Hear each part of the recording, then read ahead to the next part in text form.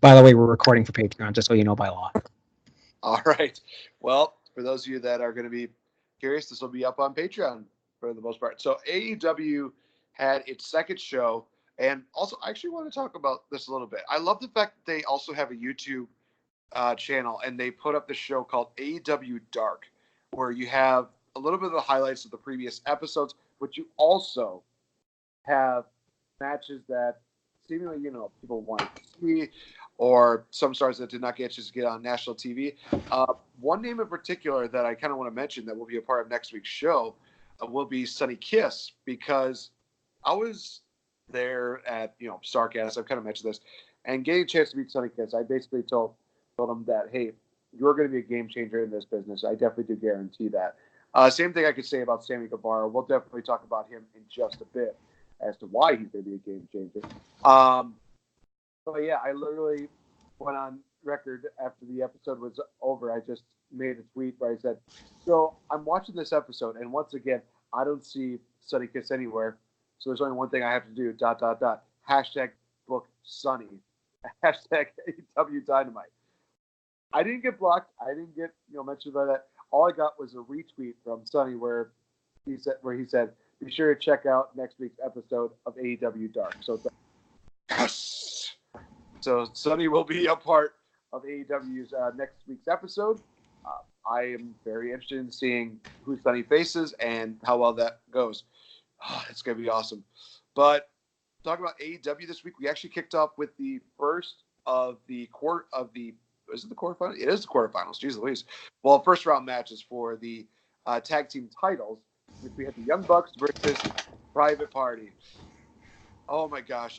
At the start of the deal, I had my prediction. I had my thoughts, and I was like, I want this to go this way, but I think they're going to go this way. Boy, was I surprised at the end of this matchup. Really great matchup between these four individuals. They put on one hell of a matchup, and it shows you that they are serious about making this tag team division legit. They even had some of the tag team members around at ringside, behind the barricades. They're basically just kind of watching this matchup. And in the end, we see Private Party almost getting set up for the Meltzer driver. We see that getting disrupted. Private Party with a victory roll. Private Party wins.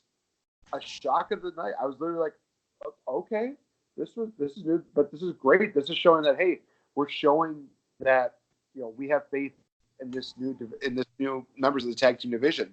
They put on one hell of a matchup. Absolutely loved it. Whether it's from the dives or from like the fake outs. Like early on, they had this deal where Bucks were trying to go for the super kicks, but Private Party was able to either like duck it or stop it or do something like that. That was great. It just was a fantastic matchup, and honestly, a bit of a shocking turn of events. I was not expecting them to go the route with Private Party. So, honestly, congrats to Private Party for picking up the victory. Next week, I believe it's the Best Friends versus SCU, if I'm not mistaken. I believe it is. And so, Jurassic Express versus Lucha Bros as well. Right. That is right. I remember that now. But honestly, Fretz, what did you think about this matchup, this first round matchup in the tag team tournament? It was phenomenal. I'm on board with Private Party now. When they were at, like, was it Fight for the Fallen or Fighter Fest? I didn't know who these guys were. Now I'm like, oh, these guys kind of remind me of Street Profits. But then after these matches, I'm like, no, they're a million times better than the Street Profits. These are two guys. Their act is really over. I love that bouncer with the what's that rope thing at the entrance. Yeah, I liked that too.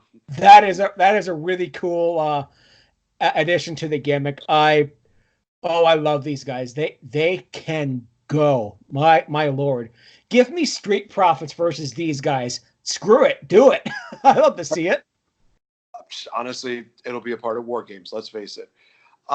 We get into a segment where we have Chris Jericho come out with Jake Hagar. We have LAX. I'm still going to call him LAX until they give him an official name, as well as Sammy Guevara, where Jericho is putting over everybody. He's talking about how these are his friends. These are his closest friends. He talks about hyping up Sammy Guevara, LAX. Oh my God. the shots at creative for Jake Hagar's "We the People" deal. Fans are chanting it, they're chanting it, they're chanting it, and Jericho literally just says, "Yeah, we the people. Yeah, that's dead and buried. Screw creative for that stupidity." Which I'm like, oh my god, he literally just called out WWE creative in the best way possible. I love it. And he didn't, diminish any of his, his prior accomplishments. He said, like, yeah, he's a former world champion, but you know what he is now? He's one of the most dangerous men in all of MMA right now. He's undefeated. To which I'm just like, okay, they're reestablishing him. This is actually a really good move. And all it is that, while LAX and Sammy Guevara, they're kind of doing like reaction stuff like that, Jake is literally just standing there kind of emotionless, kind of not moving an inch, to which I'm just like, ooh, they're trying to make him into a very, just like a really dominating presence, which he does a really good job at that. I remember his stuff in Lucha Underground, which is great. And we get a confirmation that this is a faction. The name of the faction is the Inner Circle. To which I'm like, you know what? I dig it. I literally dig it. They're in the squared circle. They're the Inner Circle. That is totally fine with me. I love this segment. Jericho literally was the only one that talked, and he put over everybody. I can't hate this segment. I really can't. That was just awesome. Right away, I'm getting big time like Evolution vibes, and Sammy Guevara is like when Randy Orton was young, and in Evolution, like the blue chipper kind of deal. I'm getting that with Guevara right now. I've seen very little of him myself, but the future is bright for this kid.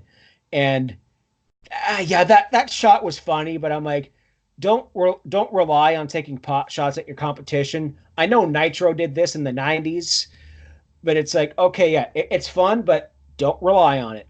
I like it. It's funny. I'm on. You want me to pick a side? I'm on Team Wrestling. I've said that before. So it's yeah. This is just a great faction, and their T-shirts crashed ProWrestlingTees.com during Dynamite. It was just gone, like sold out, gone. It was like that Bray Wyatt Firefly Funhouse, toy set that they only made 500 of. Why? Shout out to Jeremy Bowers. Actually got one of those. Jeremy, you're the man. That is pretty awesome. Next matchup we had on here was a number one contendership matchup for the AEW World Title. Winner would face Jericho next week. That being between Jimmy Havoc, Darby Allin. Oh, I love this matchup. These guys literally put on a wrestling clinic when they went to war in the three-way Cracker Barrel matchup. These guys literally are just like, you know what? We have some unfinished business. They put on an excellent matchup between the two of them. Darby Allin picked up the victory with the I'm trying to remember what his finish was. Like the coffin drop, I believe it is. Hits it on Jimmy Havoc. 1, 2, 3. That's it. That's over. Darby Allin will challenge Chris Jericho next week. Yes, please. Because all I'm thinking to myself is, okay, this is the guy that took Cody Rhodes to the 20-minute time limit. He is going to do phenomenal stuff with Chris Jericho next week. That's what I have to say about that. It's going to be awesome. Just awesome. This is a star-making performance for Darby Allin. And he actually landed a coffin drop. What? Because every other time I've seen him, I'm like, this move is stupid. You're hurting yourself. My fused back is absolutely cringing seeing it. But now he landed it. But I still think it's a risky move because you're falling backwards and you don't see where you're going. I mean, he almost missed him, I think. It wasn't botchy, but I'm like, you were this close from not hitting that coffin drop. Have a look next time you look back there, Darby, but still, Jericho and Darby, like Jericho is going to make him look like $1 million. This match is going to be awesome. And I love me some Jimmy Havoc. Give me more of those Cracker Barrel matches. And while you're at it, Cracker Barrel, I know you're all in the States and we don't have you in Canada. Send me some of that fried chicken somehow. That'd be tasty. Indeed. Another matchup we had on here was a women's tag team matchup in which we had Rio and Britt Baker taking on Bea Priestley as well as Emi Sakura. This was a pretty good matchup. Nothing like too spectacular. It ended with oh gosh! As soon as I see this submission maneuver by Britt, I'm literally thinking to myself, okay, if it's her gimmick, it also fits her real life job. And it's literally one of those things where it's like, I don't want to be on the other end of this. That modified, like, what would they call it? Like Batista used to do. It was like a beast bite maneuver. But then she adds the mandible claw to the lower jaw. Just absolutely amazing. And it was just a great matchup. We get a little bit more of the Priestley and Britt Baker rivalry going on to the point where actually on Twitter, Britt showed the fact that she actually got a little bit of a black eye from Priestley. So it's one of those things where it's like, the war's not over between the two of them, but it's going to be put on hold for the time being as Baker will challenge Rio for the AEW Women's Championship on this next week's episode of Dynamite. I'm looking forward to that matchup. That's going to look really awesome. That's going to be amazing. Ooh, women's wrestling is in a good place right now in AEW. I'm loving that, and I want to see Dr. Britt Baker do a mixed tag match with Isaac Yankem. That would actually be amazing. Oh, jeez. Fretz, you blame me, my friend. We have Jon Moxley defeating Shawn Spears in a pretty good matchup. Honestly, the only thing that I have like a bit of a quote-unquote, I guess, issue with is that Shawn Spears has not picked up his first victory in AEW yet. I'm hoping that'll change within the future. I'll have to kind of wait and see how it goes. But after the match was over, oh my gosh. Kenny Omega came out, and Jon Moxley is looking up at him. He sees Kenny Omega holding a barbed wire baseball bat and a barbed wire broom. I give him points for originality. That's amazing. And it looks like they were going to have like a bit of a fight between the two of them with the barbed wire stuff. But Pac, who was on commentary, comes out and assaults Kenny Omega from behind with a steel chair to the back of the head. Not even like to the back. Blindsides him like with the back to the back of the head with the chair. That just was like, ooh, that's rough. But no, like I said, Shawn Spears, Jon Moxley was a great matchup. And I guess Pac is going to be involved with the Omega Moxley feud. Is he going to be on Moxley's side? Is he going to be a part of like a three-way deal? Who knows at this point? Honestly, it's going to be awesome no matter what they do with this. I don't care what it is. Just more, please. Give me a Cracker Barrel clash with those three. Just do it. Oh my God. That would be absolutely amazing. Finally, we have the main event, which was Chris Jericho and Sammy Guevara defeating Dustin Rhodes and Adam Hangman Page. We see Jake getting involved, and he actually did a pretty awesome deal. Oh my gosh. Just literally just taking down Dustin. Jericho hits the Judas effect to pick up the victory. Then the lights go out. Lights come back on. Here's Mr. Cody. He comes out. He tries to beat down on the Inner Circle, but all the other members come out. They beat him down. Here comes MJF, who gets one of the biggest pops of the night. And it looks like he may go for Cody. But then he decides, no, I'm not turning heel yet. Boom, boom, boom, boom. Just beats down everybody, but then gets beaten down himself. I'm trying to think, was there anybody else that came out? Oh, yeah, the Young Bucks came out to kind of even the odds a bit. Jericho's trying to leave. He's just like, hey, I will see you November 9th, Cody, blah, blah. Then out comes Darby Allin on his skateboard, and he assaults Jericho. This was awesome. Just seeing that, and Jericho's just saying, I'll see you full gear, Cody. Darby Allin, I'll see you next week. You stupid idiot. I actually just says, I think he had like some kind of line where he talks about beating Darby Allin like a bitch, which I'm like, oh my God, I legit love heel Jericho. This is all I needed in life. This is all I need. So AEW puts on a fantastic show once again. Why is this on free TV again? I forget. Yeah, I just have something lined up for Darby Allin on his skateboard. Please don't let an ad play first, but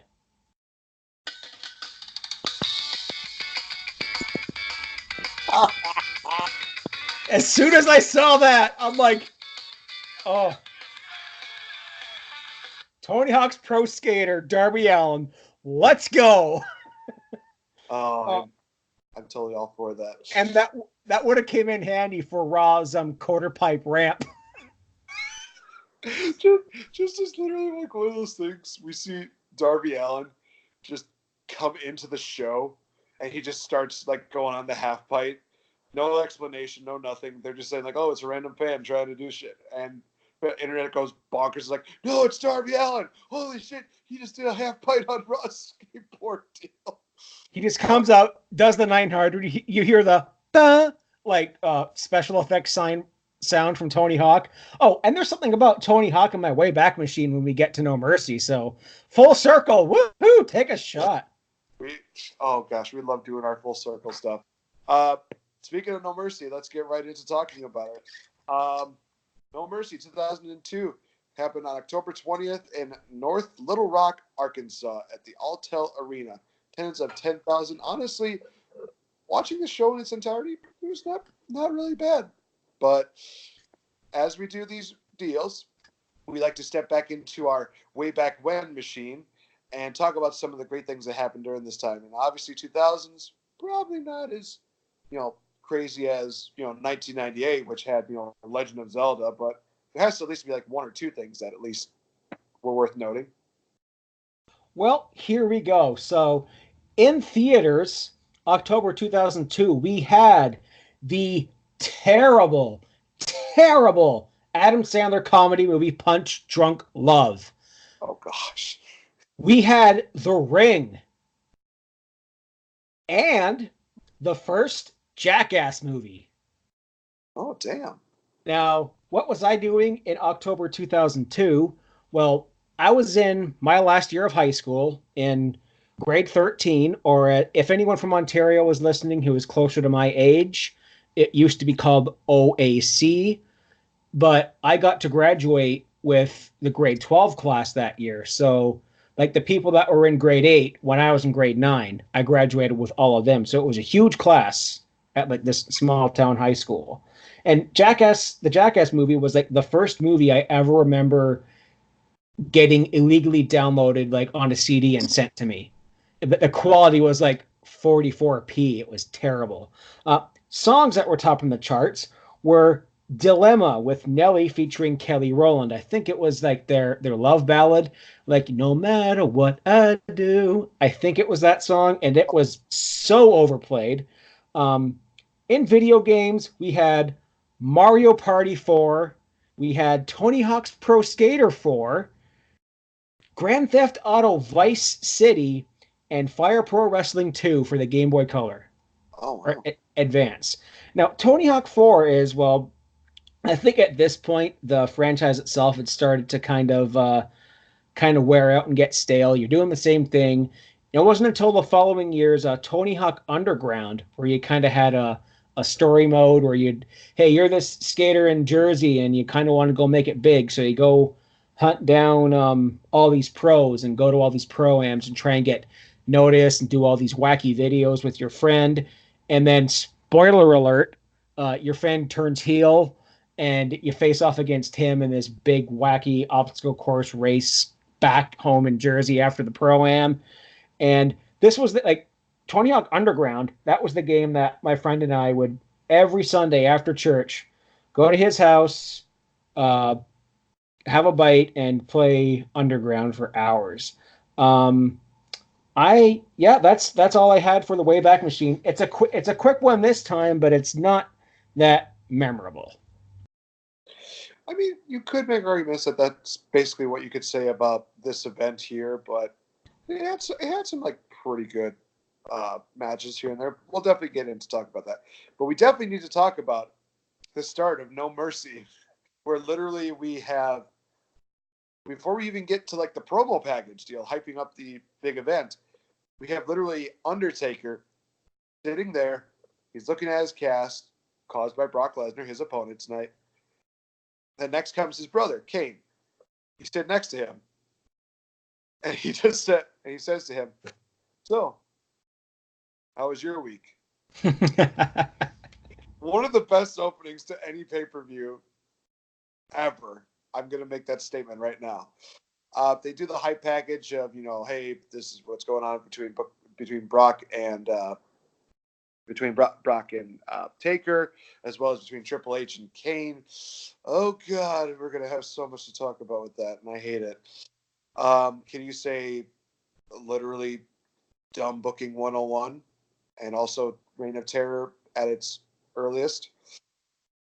First matchup on the card is the World Tag Team title match between Chris Jericho and Christian, challenged by Booker T and Goldust. A lot of people might not remember that Booker T and Goldust were in fact a tag team and had some of the most entertaining and most hilarious skits that you will ever see, whether it's Booker T dressing up like a lumberjack, the whole Star Wars deal with Booker T just playing with a lightsaber, the whole deal where Booker T is trying to have her own nice romantic evening.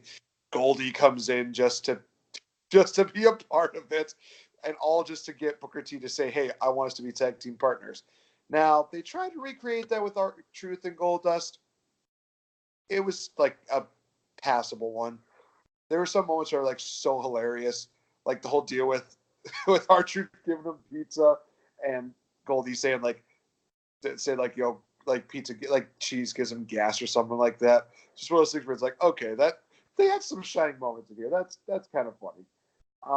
Match itself was honestly pretty good, and this was the ongoing story: was that Booker T and Goldust, they wanted to win those tag team titles, but this matchup also featured a very well-known botch, and is very much highlighted in Botchamania, where Mr. Chris Jericho was trying to do a springboard drop kick to Booker T, who was on the outside, but unfortunately the middle rope broke.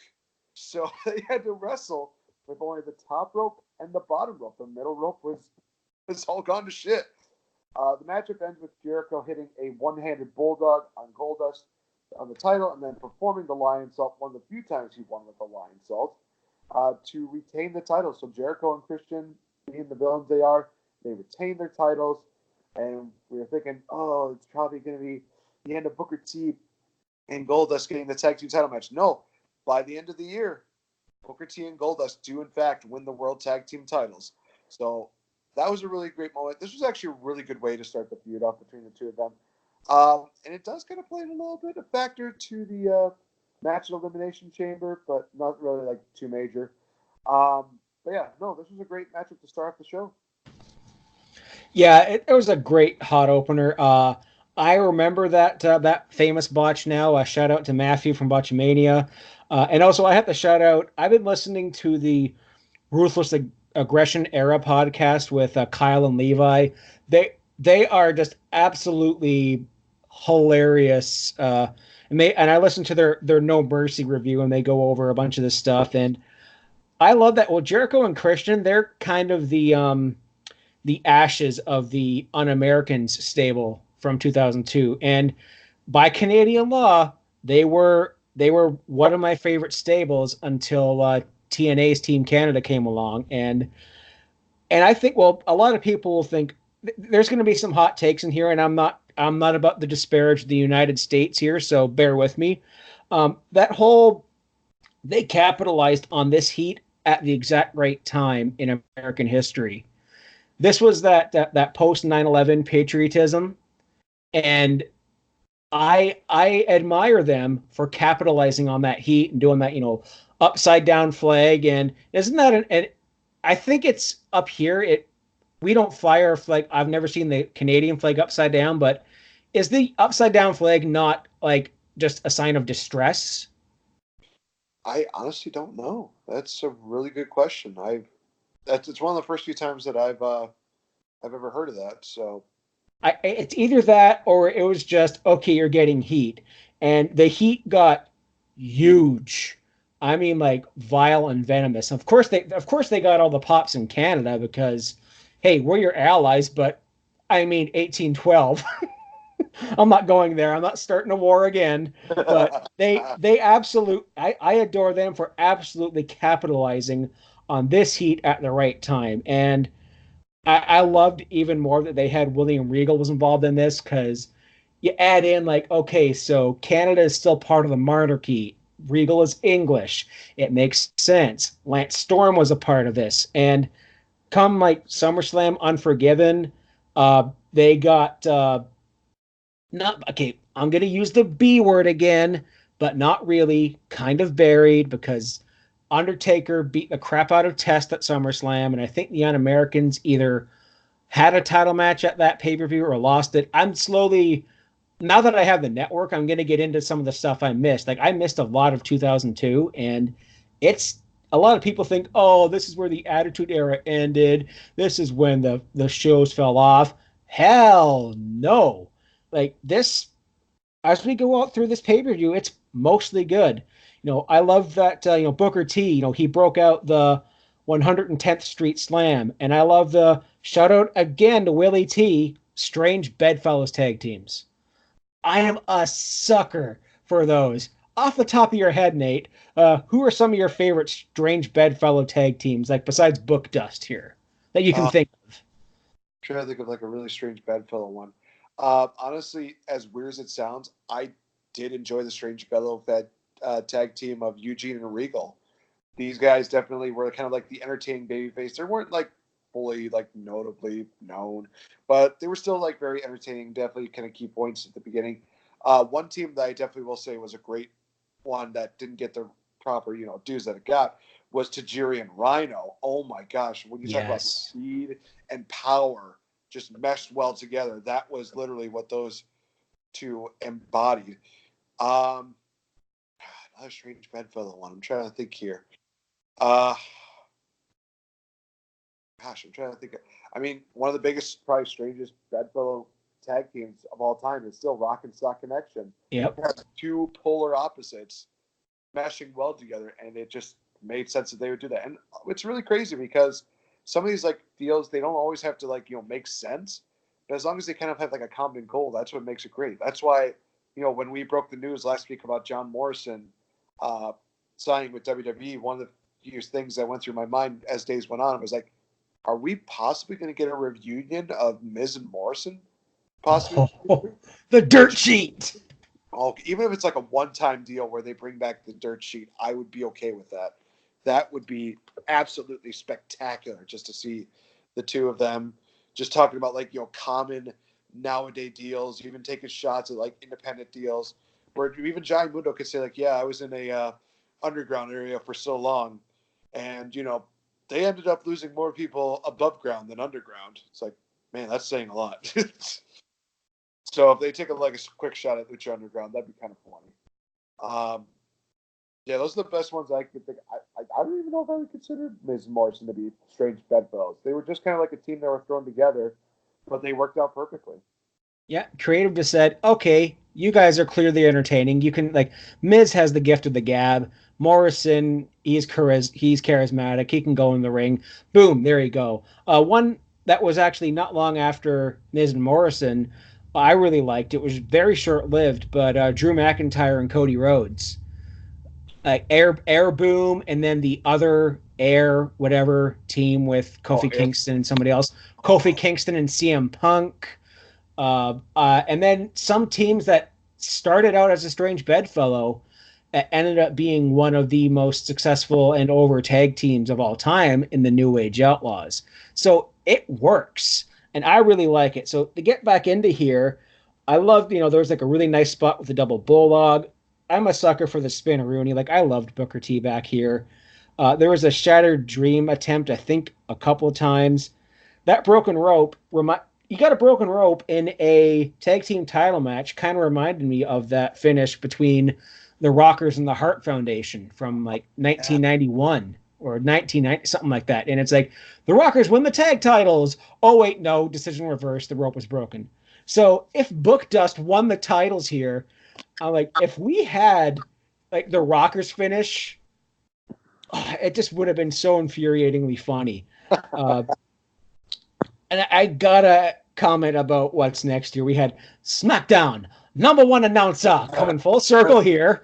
And I'm like, okay, Funaki should have gone for the 24/7 title. I would have marked out so hard. He would be like, whoa, do the crane kick and then, win. And we had Al Wilson no understand the English language. And wow, that was terribly offensive impersonation. I did not intend. That is not going live. And it's like, Al Wilson's just being a dick, or he's being just old and senile, or something. Because here's where it gets to be funny is because the fact that Funaki is just literally doing these deals where it's like, you've had these things happen to you with Don Marie. How do you feel? He gives no answer, and he's just like, well, this happened with you and Don Marie. How do you feel? It just keeps going for like 3 or 4 times, to which I'm almost to the point of breaking. It's like, Al, you're not even saying anything, and yet you're like one of the best things in the show. And just Funaki having that killer line, like you said at the end, where he's like, you don't understand the English language. It's just like, Funaki, I love you. This is one of the reasons why you're the man. You're just awesome. Just give me. Oh, man. And there's so many people that are like, well, how can you say that he's the man when Becky Lynch is the man? She is the only man in WWE. Let's just face it right now. There can be more than one. When I phrase that when they are the man, because they are legit the greatest thing that happened during that time. Speaking of Dawn Marie, we had the Tori Wilson here, which was passable to say the least. Nothing really too crazy. Tori hits a swinging neck breaker. Match is over. 1, 2, 3. They continue this really weird feud where Dawn Marie marries Al Wilson, and kind of one of those things where she kills him via too much sex. It seems like death by snoo snoo. Oh my god, death by Dawn Marie literally sounds like one of the best ways to go. So the Al Wilson character, he went out the best way. I'm sorry. And this culminated in like a daughter versus stepmother match at Royal Rumble, which again, forgettable. But the only reason why it was so forgettable was because of the fact that Dawn Marie really didn't get too much in the way of victories. It was always Tori Wilson. I mean, understandably so, Tori Wilson is awesome. And she's one of the reasons why so many people got through their puberties. I was 2002. I was 18. My puberty was Sable and Sunny. Well, Tori Wilson is definitely high up there. But let's go into the next matchup before we get too creepy. Okay, we already went there. Too late. No, I went there in our Kings of the Rings chat last night. What was I going to say about this whole Dawn and Tori? Like, I think the match you're referring to is at No Way Out, because like I was listening to that last night on the RA. It might have had a match at No Way Out too, because they talked about it on the RA pod when I listened last night, and they made fun of the whole. They made fun of the whole death by snoo thing, which Al Wilson, rest in peace. Like actually, just this year, it was the whole like if we ever get to do like No Way Out 03, there was just such a creepy thing coming out from after this. It was Dawn Marie like luring Tori Wilson into the hotel room, and then like slowly taking off her and just like starting to kind of HLA, yeah, that exactly creepy. And we're a month after HLA, so this was like peak creepiness on telly. Oh boy! But at least Rob Van Dam gave us a funny bad promo to kind of lighten the mood. Oh, that's right, where he mocks Ric Flair and he does his wooing deal, his own version of the strut, which leads into his match with Ric Flair. May I? By all means. I'm so sorry. He's just like, oh, I'm like Ric Flair flies first class, and I'm stuck in coach talking to coach. No offense. Like, yes. I'm a chair smashing, frog splashing, risk taking, yin and yanging, Van Daminating, uh, RVD. Then we see someone who looked like Winona Ryder accusing Undertaker. Let's not go there because that was pointless and stupid. But what wasn't was Flair and Van Dam. Oh man. Yeah, honestly, I think that this was a really good matchup that definitely elevated Van Dam as a top tier mid Carter, like actually upper Carter, I should say that. Not quite to the main event level, but he definitely started getting more into the into the higher range up here, and he definitely. I think that once he reached Chamber, it's like, why is this guy not world champion right now? He reached that point. This is where it was like, okay, yeah, he's starting to be definitely a key player to the Raw division. Match itself, pretty good in all honesty. They definitely complemented each other. We had the high flying, fast paced style of Rob Van Dam, meeting the technical style of Ric Flair. Flair locks in a figure four during this matchup. Um, and this is one of those few times where it's like, okay, early on, heel Flair, his figure four literally got him like very little to no victories. So kind of imagine it happened the way you guys figured it would. RVD would roll him up into a small package for a near fall. We'd get a Rolling Thunder by Rob Van Dam, followed by a 5-star Frog Splash for a Flair loss and a Rob Van Dam victory. Honestly, a pretty good matchup. Again, I think it helped elevate Ric Flair just. Well, actually, it didn't really elevate Ric Flair. It helped elevate Rob, I should say, a little bit more.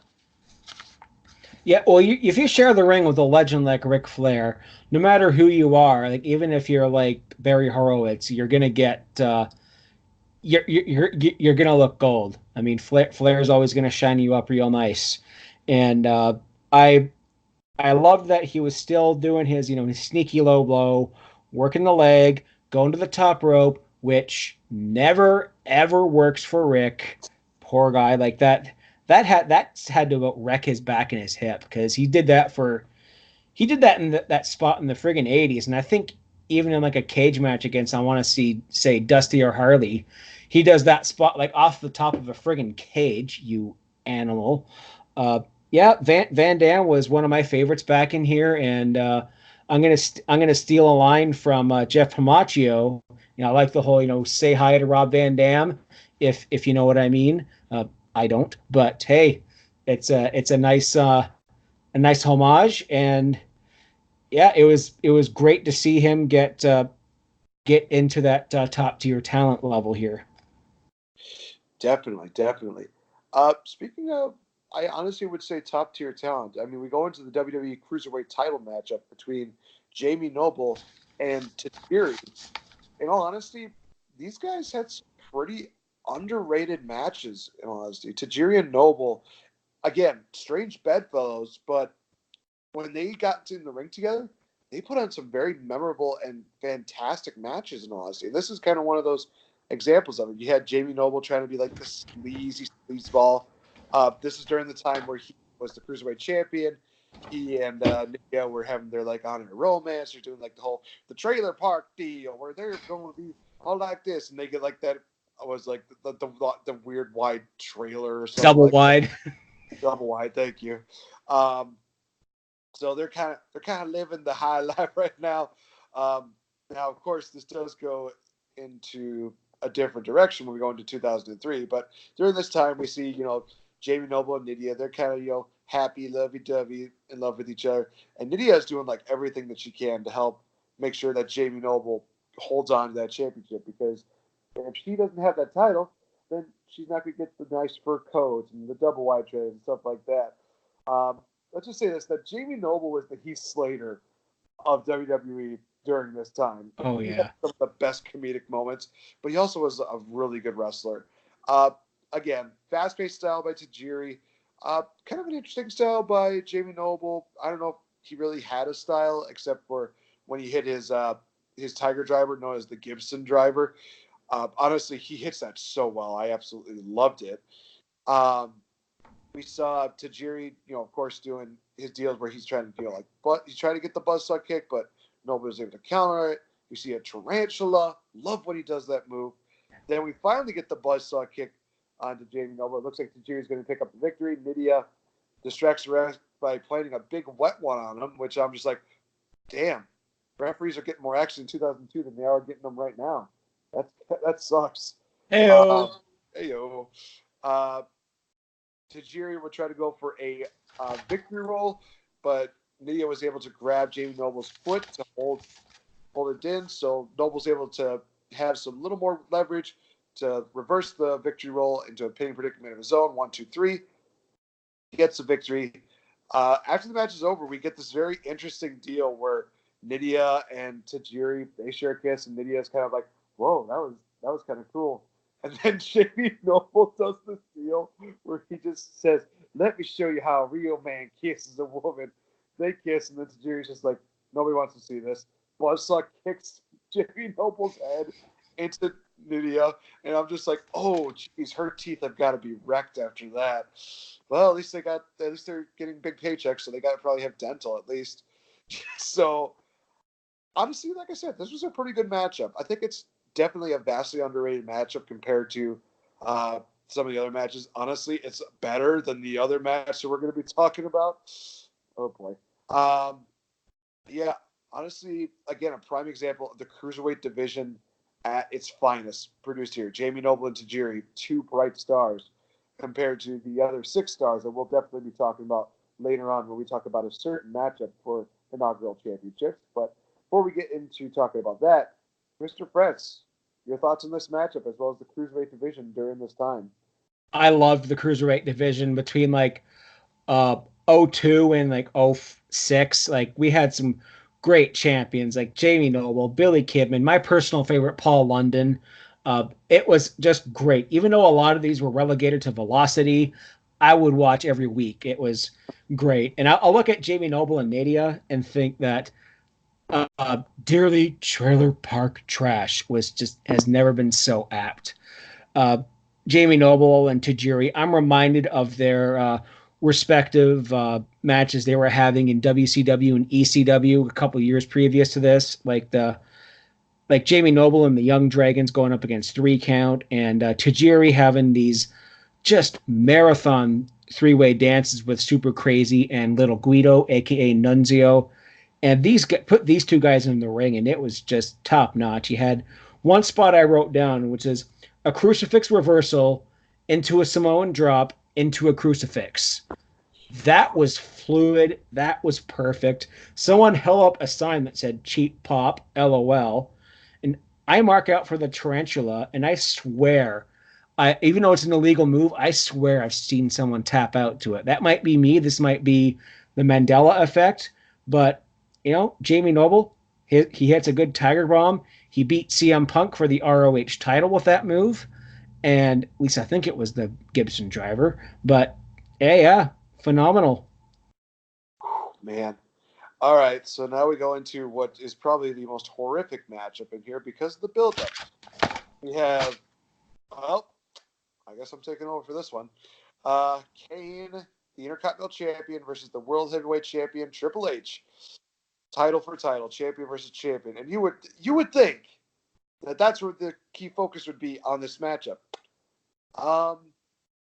Yeah, 2 words, Katie Vick. That is a name that is repulsive to us as Claire Lynch is to Christopher Daniels. Literally during a fan interaction deal, I heard somebody yell that out, and and Daniels just said, "Don't you ever say that name again." Apparently, it's the best way to get blocked by him. Apparently, it's one of those things that will get you blocked by a lot of things. Yeah, this is literally one of those things where they bring up a story about how Kane was a murderer. He got drunk, and this girl got drunk, and they got into a car accident, and she's dead because of your stupidity. And then they just decided to do some random sketches, which I'm not even going to discuss because they're just too horrific to talk about. If you want to know more, just go to YouTube and type in WWE Katie Vick, and that's all you'll need. I hate to be that person that does that, but if you want to know the truth behind it, there you go. Match itself, honestly, this was pointless because why do they need to absorb the Intercontinental title? Because apparently they think that, oh, well, this does not need to be around anymore. Of course, it gets brought back by Stone Cold Steve Austin, thank God. 7 months later. Right. match itself, I think it's again passable. That's all I have to really say about that. A couple spots here and there were pretty good. We had Kane chokeslam Triple H on the table. We see Kane taking out Ric Flair. We see a moment where, oh, maybe we're going to see Kane win the world title. And honestly, there's a part where it's like, oh shit, they might put the belt on him. I know the result, but at the same time, this might be a close one. Second referee gets pulled out. Flair beats him down, and I was thinking to myself, oh, okay, Kane's going to wreck Triple H's shit by hitting him with a sledgehammer. Nope. Low blow, pedigree, 1, 2, 3. Triple H wins. You would think that with all this build up, that the hero, Kane, would be the world champion. It makes perfect sense. But in the words of Dean Ambrose, nope. We see Kane lose. The title is absolved. Not brought back for months. And Triple H continuing this reign of terror. It's like, hey, I'm a bad guy. I humiliated you. I made sure that you would. I don't know why I'm going into like a Wade Barrett deal, but just literally one of those things where it was just so stupid. This was a matchup, I think, less said about it the more, just because the build-up was stupid and the result was really dumb. What is it as infuriating as Hell in the Cell this past Sunday? Not quite, because at least there's a payoff at the end of this whole entire deal. Where right now we don't really see too much of a payoff right now with the whole theme deal. I mean, at least they put on a stellar matchup, and hey, at least they had the balls to at least go with a stupid decision. They were like, hey, we're going with this dumb decision. It's like, well, I can at least credit you for doing that. I mean, it's stupid, but at least, you didn't make it a no contest or something. So I can at least give that credit where credit is due. But, yeah, Mr. Fretz, what are your thoughts? It's things like this is why I hate Triple H. I always have. I always will. I don't care that he's the dad of NXT. I respect that, but this reign of terror completely soured him for me for life. Uh, the whole Kane's a murderer. Like I got some Bearer vibes here. It's like, well, Kane's a murderer. Taker's a murderer. This whole family's messed up. Uh, yeah, murderer. And I'm like, and in my under my breath, I was gonna make a reference to a certain Superfly, but let's not go there. I love that they brought in like a little bit of the Hurricane and Kane. It's like freaks are cool, and he like French's Terry like right there after winning the titles. I love that Hurricane Helms like he got involved in this match and started punking Ric Flair for getting involved, and the match itself was just the match was okay, but the gimmick and the payoff was completely terrible. And this is the point where I'm going to stop recording, but well, for the Patreon, YouTube, whatever. After we rant this match, but it's just, yeah, I think I'm going to use the B word. Maybe he was buried here, but he never got like a win back. Maybe he had a couple of pinning the champion moments in a tag match, but this loss wouldn't have been so terrible. It would have been fun. Like, if the whole Katie Vick thing wasn't a part of this loss would have been fine. But they had to bring in some kind of stupid gimmick into this. We're not gonna repeat it. It's well known. YouTube it, but for the love of God, put your safe search on. It's oh man, stupid. It is stupid.